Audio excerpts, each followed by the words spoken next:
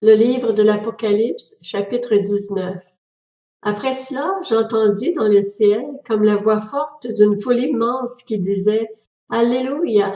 Le salut, la gloire et la puissance sont à notre Dieu. Oui, ses jugements sont vrais et justes, car il a jugé la grande prostituée qui corrompait la terre par son immoralité, et il a vengé ses serviteurs en lui redemandant leur sang qu'elle avait versé. » Ils dirent une seconde fois « Alléluia! Et la fumée de cette ville s'élève au siècle des siècles. » Les 24 anciens et les 4 êtres vivants se prosternèrent alors et adorèrent le Dieu qui est assis sur le trône en disant « Amen! Alléluia! » Une voix sortit du trône et dit « Louez notre Dieu, vous tous ses serviteurs, vous qui le craignez, petits et grands. » Et j'entendis comme la voix d'une foule immense.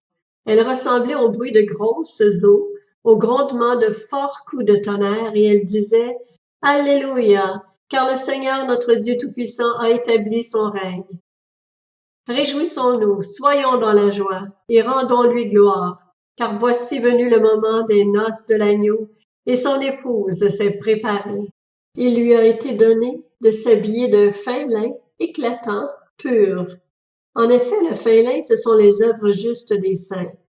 L'ange me dit alors, « Écris, heureux ceux qui sont invités au festin des noces de l'agneau. » Puis il ajouta, « Ces paroles sont les véritables paroles de Dieu. » Je tombai à ses pieds pour l'adorer, mais il me dit, « Garde-toi bien de le faire.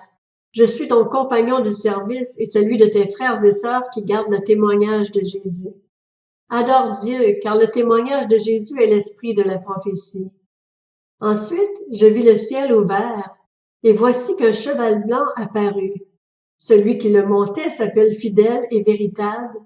Il juge et combat avec justice. Ses yeux étaient comme une flamme de feu, et il y avait de nombreuses couronnes sur sa tête. Il portait un nom écrit que personne d'autre que lui ne connaît. Il était habillé d'un vêtement trempé de sang. Son nom est la parole de Dieu. Les armées célestes le suivaient, montés sur des chevaux blancs et habillés d'un fin lin blanc et pur. De sa bouche sortait une épée aiguë à 2 tranchants pour frapper les nations. Il les dirigera avec un sceptre de fer et il écrasera lui-même le raisin dans la cuve à vin de l'ardente colère du Dieu Tout-Puissant.